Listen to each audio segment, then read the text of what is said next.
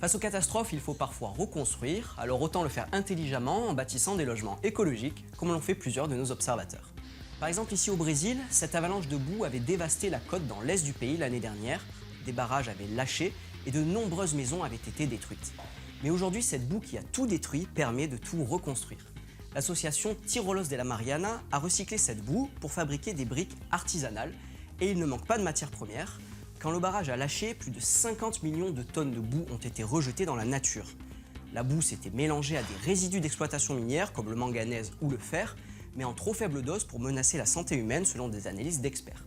Il n'y a donc aucun risque à manipuler cette boue ou à vivre dans des maisons construites avec ces briques. Ces bénévoles brésiliens ont déjà produit 1200 briques en un mois et ils ne vont pas s'arrêter là, ils veulent en fabriquer plus d'1 million d'ici la fin de l'année. Autre exemple en Mauritanie où ces roseaux géants sont un vrai fléau. Cette plante s'appelle le tifa, elle envahit le fleuve Sénégal et absorbe l'oxygène, ce qui tue la faune et la flore. Mais notre observateur Oumar Ouel lui a trouvé une utilité, il se sert du tifa pour fabriquer des toitures.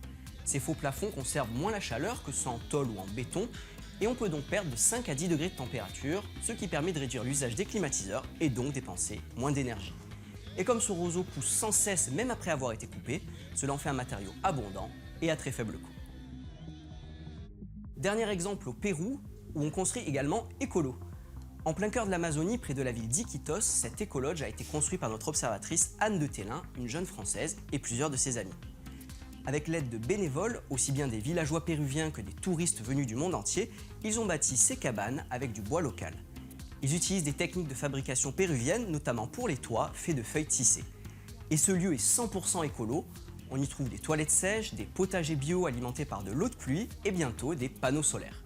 On est bien loin du tourisme de masse et l'idée d'Anne, c'est de sensibiliser les volontaires au développement durable, mais aussi de créer des emplois pour la population locale dans une zone où le taux de chômage est très élevé.